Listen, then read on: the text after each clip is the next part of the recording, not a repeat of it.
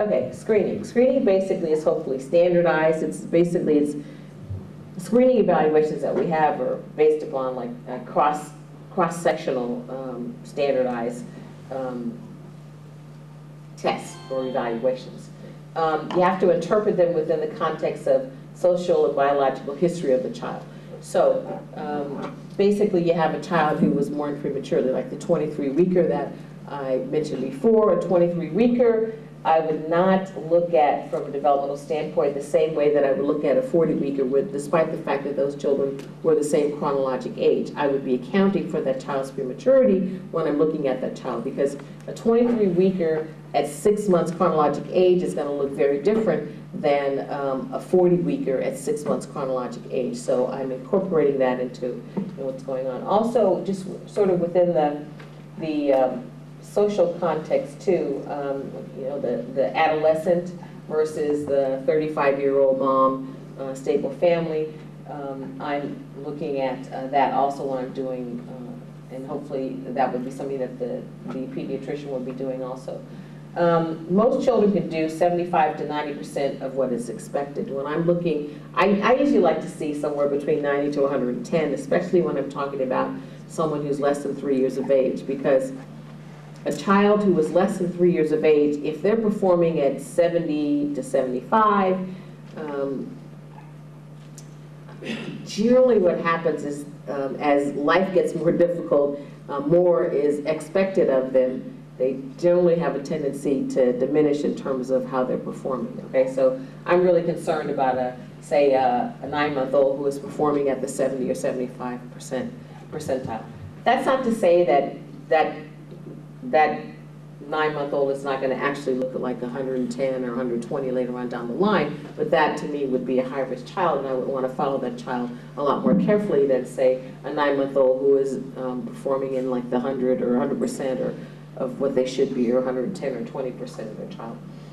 Parental concerns will identify 80% of children who will fail a screening test. This is a really curious thing about parental concerns. I mean, the vast majority of parents really know their child and what their child can do or cannot do from a developmental standpoint. But there are some parents who, it seems as though they really aren't that much in touch with what's going on with their child. I'll have parents come to me and say, well, he doesn't have any words, doesn't talk at all. And within 3 to 5 minutes of me being with that child has said 15 or 20 words. Then there are some parents who will, just say the opposite. It's like he talks and talks and talks, and the child in 45 minutes or an hour and a half with the child, and the child hasn't said a word and doesn't really seem to understand too much of anything that I'm saying to that child. So,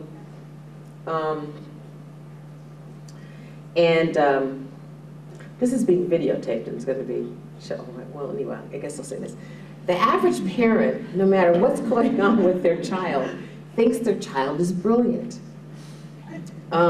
And I've seen some children who, really, really low on the spectrum of autism and, significant mental retardation and things like that. And so some parents do engage in a lot of denial. And so, you as a clinician would be the one who would bring that objectivity into it in the screening and later on in the evaluation.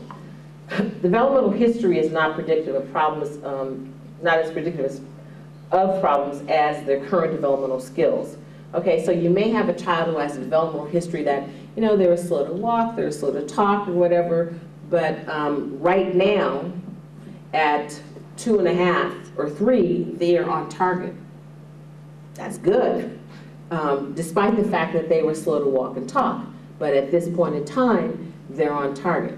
Now, sometimes it's really hard to convince parents that, okay, I'm not really worried about him now because even though he was slow to do blah, blah, blah, blah, blah, he's pretty much on target now. Results of early screening are not predictive of later development, particularly in mild cases. And this is the thing about developmental screening, even developmental evaluation when a child is less than 3 years of age. It's really difficult to predict unless you have moderate to severe developmental disabilities. But when you have mild developmental disabilities in a child, you may not really get a sense of where they're headed until later on down the line, past 36 months or 3 years of age. Okay, next. Okay. All children should have periodic developmental screening using standardized tests. And this is American Academy of Pediatrics recommendation as of 2003. And most children will not have any identifiable risk. And so we talked about like 16% of children have developmental disabilities. So the average child will not have a developmental disability. The average child will not have an identifiable risk. But the American Academy of Pediatrics recommends that the children have at least at 9, 18, and 30 months. Also, if there are any kind of parental concerns and if the health practitioner has any kind of concerns about the child. You might consider doing developmental screening, say like on a 6-month-old who was born prematurely or who had birth asphyxia, something like that. That would be a case where that I would hope that the health provider identifies a risk in that child and they would want to do some early screening on that child, despite the fact that the AAP recommendation is definitely the first screening should be at 9 months of age. Okay, next. Okay, again, this kind of just reiterates the screening intervals at 9, 18, 30 months, and 4 years of age as a child is moved into their preschool years, so that you can get a sense of where that child is. Okay. Okay, then there's screening tools. There's the ages and stages. There's a parent's evaluation of developmental status. There's a modified childhood autism checklist for toddlers. And these are basically questionnaires that the parent would fill out. And they're relatively short questionnaires. They generally come in English and Spanish. And you'd have the parent fill it out. You could send it to the parent's home. They could fill it out. You could have the parent fill it out while they're sitting in the waiting room and review it, and you score it. Okay, next slide. Okay, let me just ages and stages. And I see that you have, we'll go over the ages and stages a little bit in the PEDS. I see you have the handout here for PEDS. So the ages and stages questionnaire, it's parent completed. It covers all the domains with a cutoff score in each domain. So what happens with the ages and stages, the score sheet, it has all the domains listed, and there are little dots that you fill in, and there's a black area. And so the closer you get to the black area, the higher risk that child is. When you're in the black area, then that child is definitely very high risk, and that's the child that you would refer for further developmental evaluation. The child, when they're closer to the black area, then you might say, okay, this may be a child that I want to see in 2 or 3 months down the line, to do another screening, see where they are, and possibly refer. Covers from 4 to 60 months of age, takes about 10 to 15 minutes to do. It's well validated on a diverse population. Sensitivity is 70 to 90%, specificity 76 to 91%. Comes in English, Spanish, and French. Okay.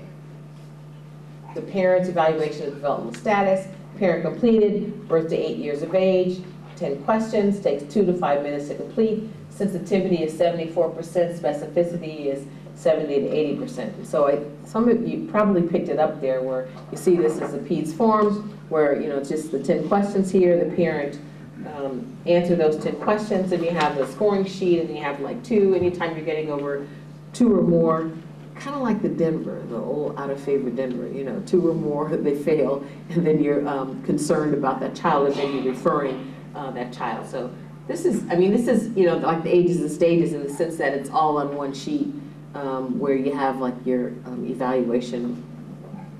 Now, it appears as though most favor the PEDS as compared to the ages and stages. At UCLA, we've used the PEDS and the ages and stages. And I'm not really sure that, I can't really say that I would favor one over the other, related to just, my experience with, I think they both serve a reasonably good purpose, and that,